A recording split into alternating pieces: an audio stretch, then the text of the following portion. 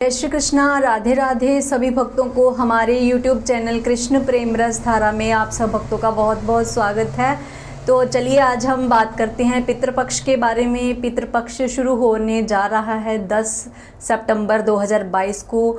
10 सितंबर 2022 को है पूर्णमासी और पूर्णमासी से पितृपक्ष शुरू हो जाता है। तो मैं आपको बता दूं कि जो पहला श्राद्ध आप करेंगे वो 10 सितंबर से शुरू हो जाएगा 3 बजे के करीब, और दूसरे दिन 11 सितंबर 2022 को 1 बजे तक रहेगा। तो आप अगर पहला श्राद्ध करना चाहते हैं तो 3 बजे के बाद अगर करना है, 10 तारीख को 3 बजे के बाद करिए, और अगर 11 तारीख को करना है तो फिर आप 1 बजे से पहले वो श्राद्ध कर लीजिए। तो ऐसे ही आप अगले जो 15 श्राद्ध आएंगे, टोटल 16 श्राद्ध होते हैं, जो 15 श्राद्ध आएंगे उनका आप इसी हिसाब से हिसाब लगा लीजिए। जैसे द्वितीय का जो श्राद्ध है वो शुरू होगा 11 सितंबर को करीब 1:30 बजे से लेके और अगले दिन 1 बजे तक। तो ऐसे ही बस आगे आगे आगे आगे चलते जाएंगे। तो ऐसे आप सारे श्राद्ध काउंट कर लीजिए कि जो पहले दिन शुरू होगा वो अगले दिन उतने बजे तक ही रहेगा। तो पितृपक्ष में देखिए, हमारे जो पूर्वज होते हैं वो अपने घर में आते हैं, अपनी संतान को आशीर्वाद देते हैं, तो उनका सम्मान करिए। वो कहते हैं ना, पितृपक्ष में जब उनको आने की अनुमति दी जाती है, अपने परिवार अपने घर में आने की अनुमति दी जाती है, तो कहने का ये भाव है कि जब उनकी तिथि हो, जब उनका श्राद्ध हो, तो आप बड़े प्रेम से उनको करिए और जो वो खाने में पसंद करते हैं वो चीज़ें उनके लिए बनाइए और किसी को खिलाइए। किसी भूखे को खिला सकते हैं, किसी ब्राह्मण को खिला सकते हैं, जैसे आपकी मन के भाव हो, जैसे आपकी श्रद्धा हो, वैसे उनको आप खिलाइए।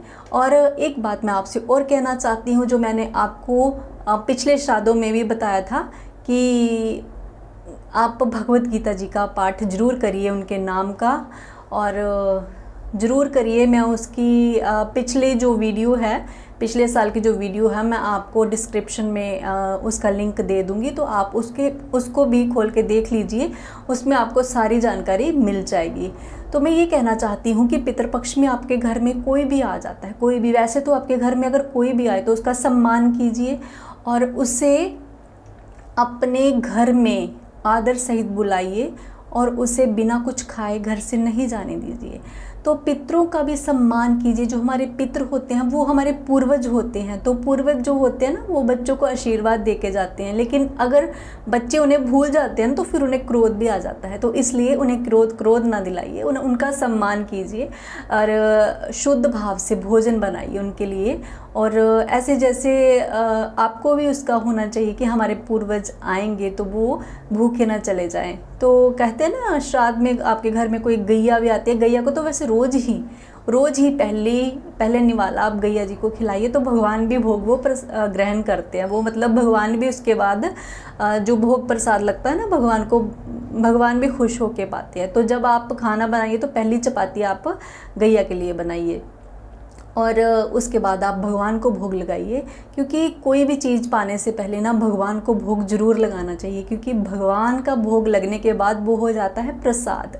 और प्रसाद की महिमा तो आप जानते ही हैं क्या होती है। प्रसाद की महिमा, जो आप भोग बनाते हैं भगवान का नाम लेके बनाइए। मैं तो 1000 बार बोल चुकी हूँ कि नाम रटते रहो, काम करते रहो, हर समय कृष्ण का ध्यान करते रहो। तो जो आपके घर में जिन्हें आप खाने के लिए बुलाते हैं ना, उन्हें आप यथावत दक्षिणा दीजिए, वस्त्र दे सकते हैं। उन्हें कोई जब विदा करते हैं तो फल वगैरह दे के ही विदा कीजिए। आपके पास अगर जो आपके पास है वो आप उन्हें दे सकते हैं, जो आपके मन के भाव होते हैं, क्योंकि जो पितर होते हैं वो भी बड़ी आस लेके आते हैं अपने परिवार में। तो उनका परिवार आपको ढेर सारे आशीर्वाद दे के जाते हैं। आपके पितर ऐसे थोड़ी ना चले जाते हैं, वो बड़े आशीर्वाद दे के जाते हैं। तो उनको कभी ना भूलिए, उनका सम्मान कीजिए। तो मैं यही कहना चाहती हूँ। और हर वक्त हरि गुण गाते रहिए। हरि गुण में इतना आनंद है कि मन करता है बस डूब जाए, इसी में डूब जाए। तो डूबने का मन करता है, तो ऐसे लगता है कुछ गा लूँ, क्या गाऊँ। कुछ लोग ना कहते हैं कि अरे अभी कहाँ हमारा वक्त आया, अभी तो बड़ी उम्र पड़ी है हमारी। क्या आपको पता है आपकी कितनी उम्र है? जानते हो आप? क्योंकि कोई भी व्यक्ति नहीं जानता कि उसकी उम्र कितनी है। तो इसलिए जो करना सो आज कर, आज करना सो अभी, कल पे बात ना छोड़िए, क्योंकि कल, कल नाम है काल का। क्योंकि कल किसने देखा है? कल तो बहुत पीछे रह जाता है। जो करना सो आज कर, आज करना अभी कर। तो कहने का ये भाव कि जो भी आप भगवान का नाम लेना चाहते हो वो आज ही लीजिए, कल पे बिल्कुल ना छोड़िए। क्योंकि ये श्वास जो हमारे हमारे ले रहे हैं, हम ले रहे हैं, जो श्वास हम ले रहे हैं, ये प्रभु हमें दे रहे हैं श्वास। तो उनका बार बार शुक्रिया कीजिए। और पता नहीं ये श्वास, अगला श्वास हमें आएगा या नहीं आएगा, ये हम नहीं जानते हैं। तो प्रभु का नाम लीजिए, प्रभु के हो जाइए।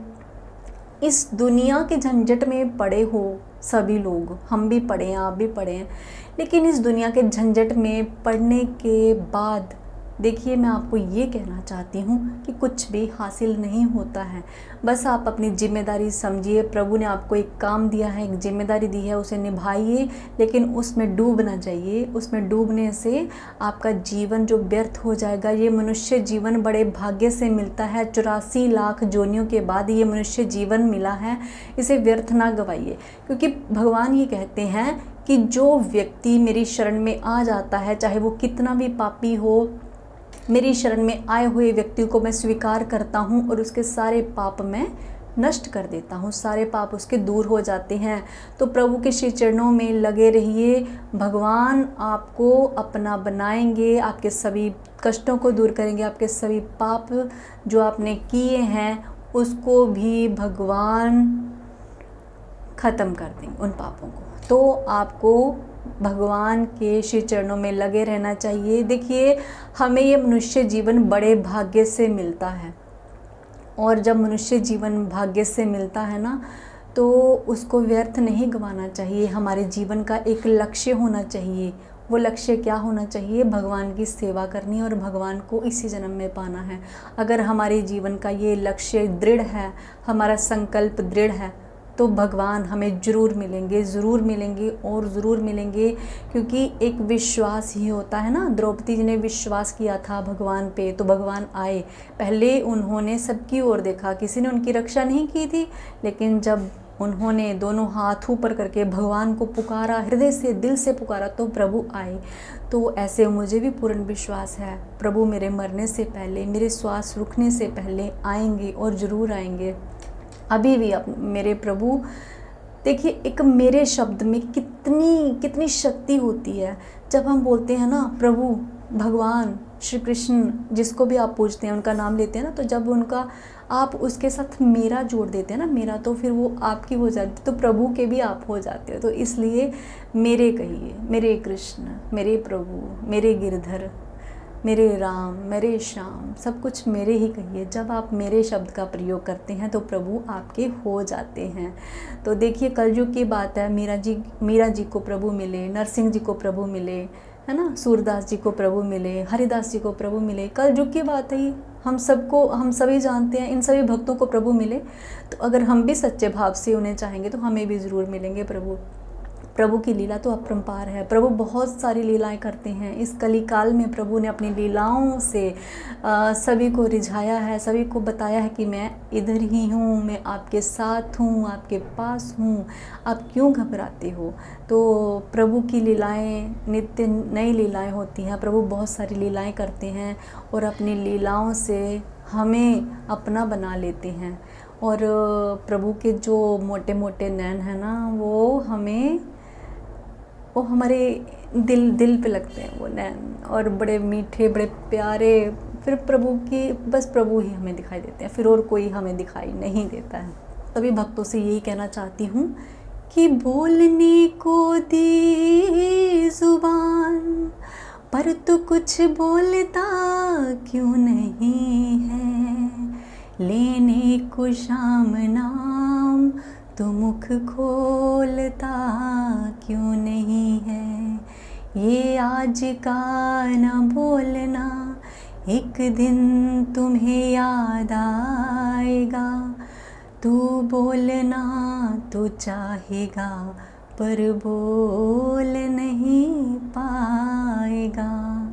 तो ये बात सुनिए, जब मनुष्य जीवन ये होता है, जर्जर हो जाता है ना, जब कहते हैं कुछ लोग बोलते हैं कि हम जब बुज़ुर्ग हो जाएंगे तो भक्ति करेंगे, अरे तब कोई भक्ति नहीं होती है, तब आपसे बैठा नहीं जाता, बोला नहीं जाता, तो भक्ति क्या करोगे? भक्ति करे कोई सूरमा, है ना, भक्ति करे कोई सूरमा, तज अपना अभिमान दूर करके और भक्ति करने में जो कोई लग जाता है, अपना जीवन प्रभु के श्री चरणों में लगा देता है, वो धन्य हो जाता है।